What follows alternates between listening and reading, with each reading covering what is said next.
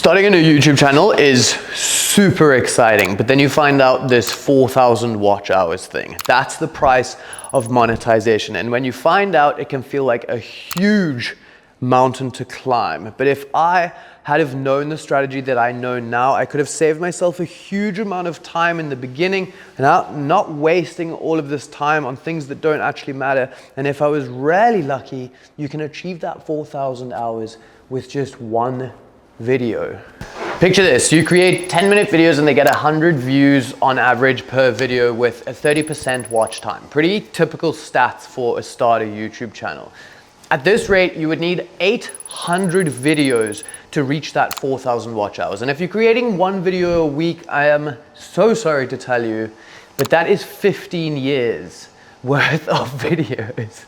And we aren't doing that. So if you would like to do this in a significantly shorter amount of time than 15 years, I got something to tell you. Also, look at this little studio space. I'm giving you a little tease. We're not going to show you too much. We're going to spin back around and get to the other angle that you're used to, because things are happening on this side that are very, very exciting. You see, it's all down to that cliche saying work smarter, not harder. And I figured out a way to achieve these 4,000 watch hours significantly faster. Trust me, I've tried that whole 16-hour days, working as hard as I possibly can, just all out, burning myself out, spinning wheels, and still actually getting nowhere. It's not the way to do it. There's a whole strategy behind this, and it's actually super simple. It all starts with one type of content, and I've broken this whole strategy down into 9 actionable steps that you can start taking right now to hit those 4,000 watch hours significantly faster. Now, before we get to our 9-step action strategy that you can follow, I want to emphasize this one very important thing, and it's educational content. You see, YouTube is a massive platform that is predominantly a search engine. And if you can start tapping into educational content, it's the easiest way to provide value, solve problems for any potential people that might be wanting to watch or find the videos that you're producing.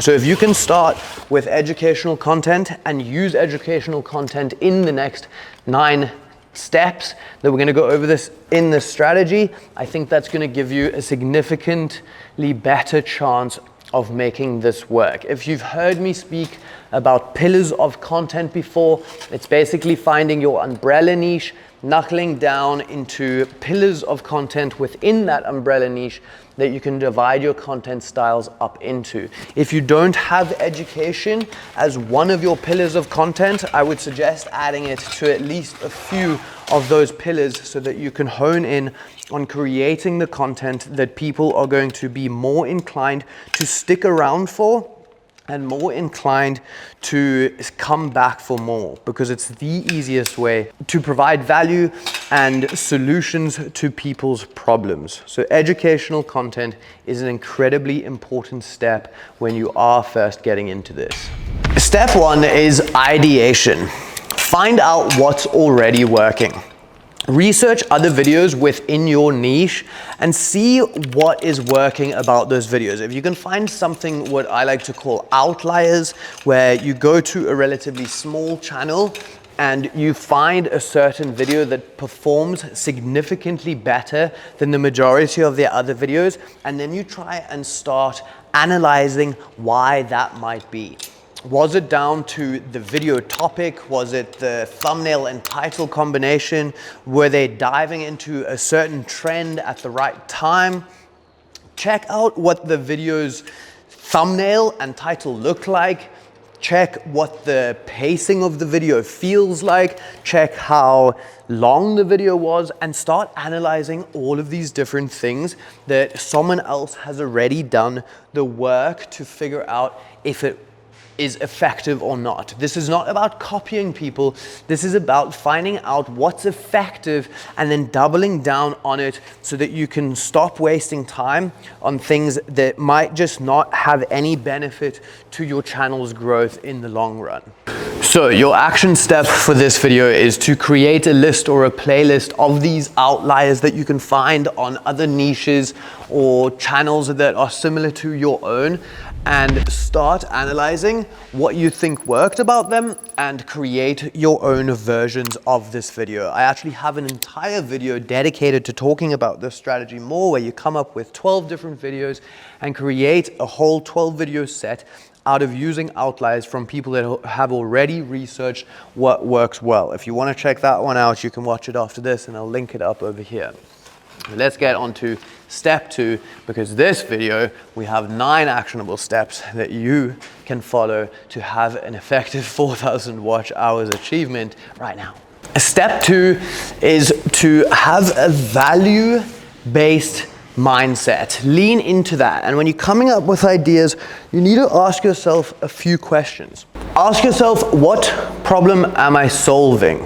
Whether it's teaching a skill, explaining a complex topic, or just providing insights to something you might have expertise in. Each video should provide clear, actionable value. This is where audience trust is built. And once you build trust for an audience, they keep coming back for more because they want more of that value, meaning that they're going to binge watch more of your content, meaning you are going to get those 4,000 watch hours. So your key action for step 2 is write down a clear takeaway. Whenever you're coming up with a video idea, define what exactly the value is that is contained within that idea. And if you can't write down something super clear, go back to your idea and tweak it around until you can very, very clearly define what the value is that you're providing in each and every single one of your ideas. Just a quick one here. YouTube is pretty hard, and if you want to make it a bit easier for yourself, enhancing your skill set around YouTube is one of the best ways that you can do that. Same as how you're watching this video right now. Another way you can do it is by checking out Skillshare. There's a really awesome YouTuber course on there by people like Nathaniel Drew and Cyril Amor. And if you want to go check it out, you can get a whole breakdown of their entire back-end style of how they approach this whole YouTuber thing. It's incredibly beneficial so that you can just learn about everything you need to know to make this journey as a YouTuber much easier for yourself. If you want to check it out, there's a link down below, and Skillshare was kind enough to hook us up with a discount. Not only that, the first 500 people to use the link in my description will receive a 1-month free trial of Skillshare.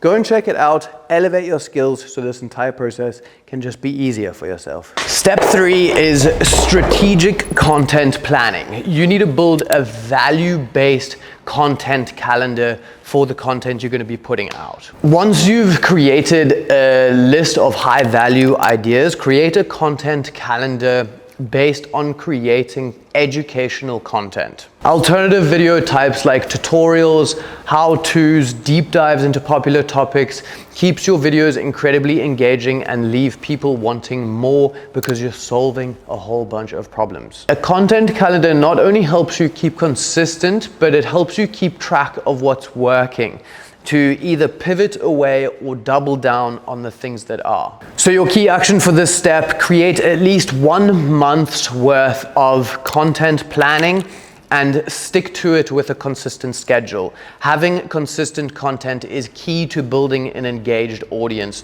which is going to help you build up those 4,000 watch hours. Step 4 is to optimize video length for watch time.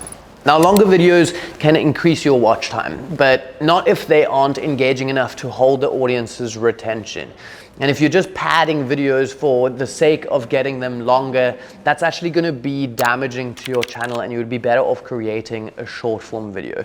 If you can figure out what your average audience retention is, and if it's relatively high and you don't have significant drop-offs in that little graph that you can see in your YouTube analytics, then you could make your videos a little bit longer to increase that watch time. But definitely don't just fill them out with fluff in hopes of getting a few extra minutes from each view within that specific video.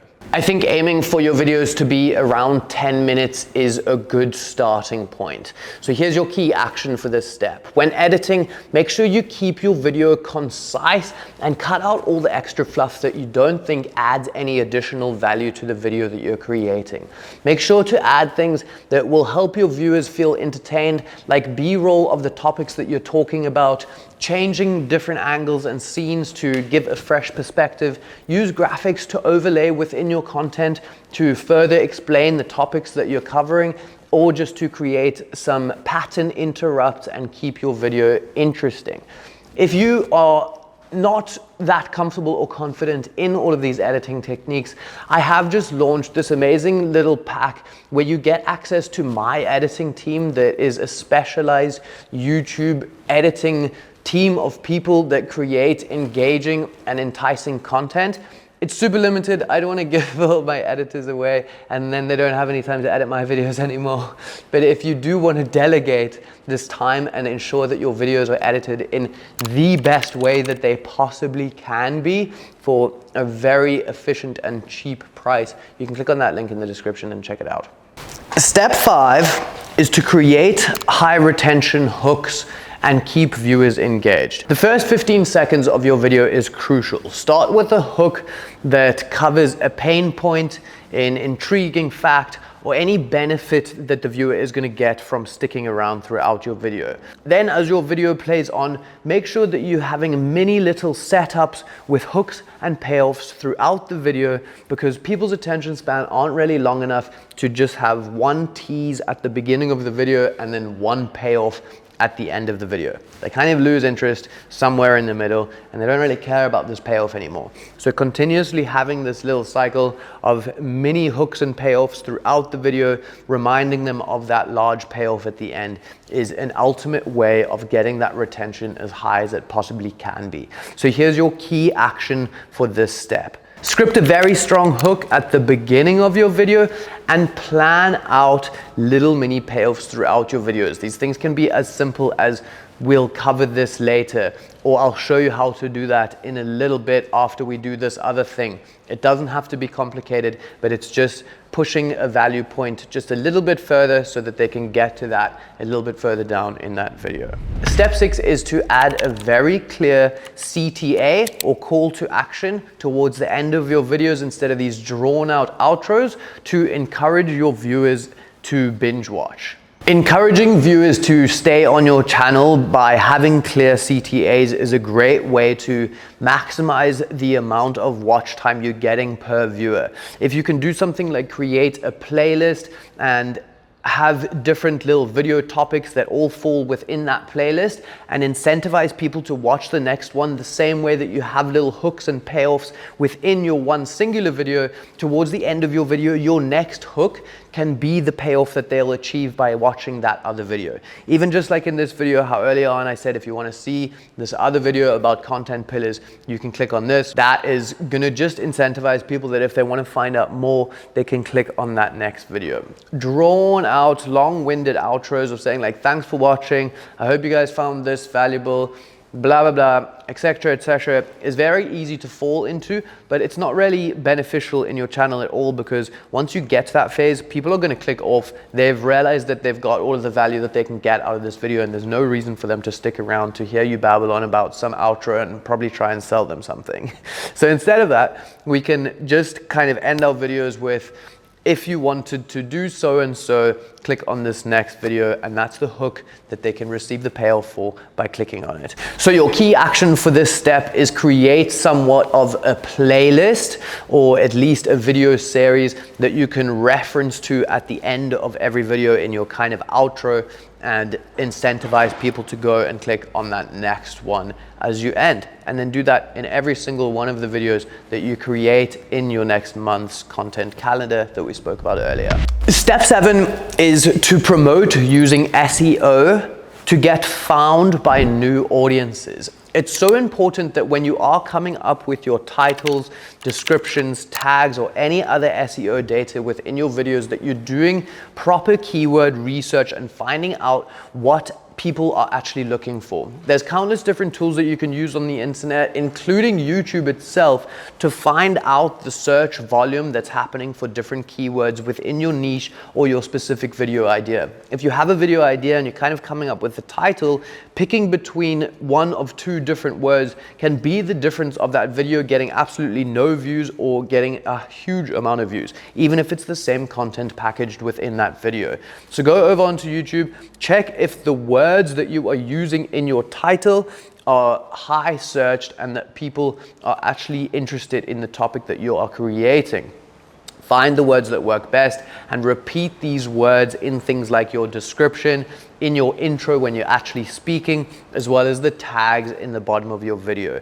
Enhancing your SEO data will help significantly when paired with finding those outliers and creating videos that other people have already proven to work. Your key action for this step is research your keywords properly, especially for your titles, and match them into the description and the tags for each and every single one of your videos in this content calendar. Step 8 is going to be engage with your audience to encourage retention. When you can engage with people, it gives them the feeling that you're creating a connection and they somewhat have some sort of relationship with you, encouraging them to be more repeat watch time hours from each and every viewer. This is a really nice way of creating a community, creating an engaged audience that actually cares about the content you're creating, and start stepping more into building that personal brand that relies not only on the SEO, the amazing topics and ideas, but also that relationship that you have built up over time with your viewers. Once people like your videos and you've built that trust with them, then it's far more likely that they are going to click on them and watch almost anything you upload, even if they aren't necessarily extremely interested in that specific topic. This means your watch time is going to be repeated by every single person.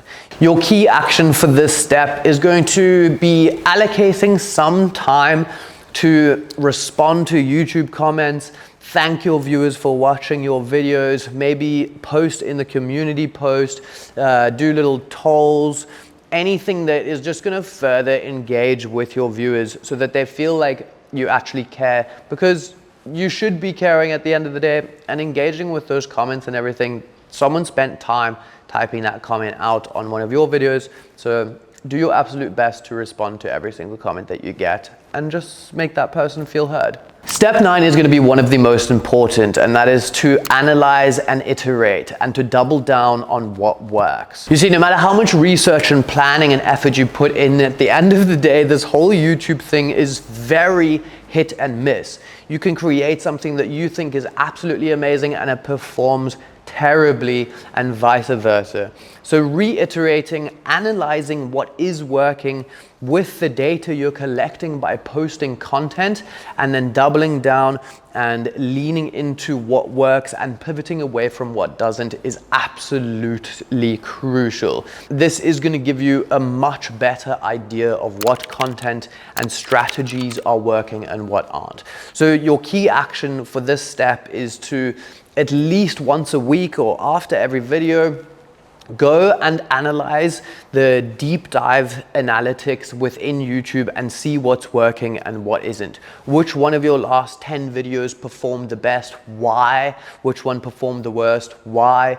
Go into each video, look at your audience retention drop off, or if there was any dips, maybe there was some peaks later on in the video. Why were those happening? What can you tweak within your video scripts and the way that you structure them to maybe taper off that audience retention drop a little bit slower, or have a big payoff at the end where you get a big spike. But going through your different analytics and really getting as best of an idea as what works and what doesn't and what you can change is ultimately going to be your biggest cheat sheet to getting success on this platform and reaching those 4,000 watch hours as soon as you can. So remember, it's not just about putting in the hours, it's about putting your efforts into the right place. When you focus on education and consistent value, you're not just making videos, you're making something that lasts. You're solving people's problems and building real relationships. And when you start doing that, I promise those watch hours will come faster than you think. Other than that, have fun. Bye.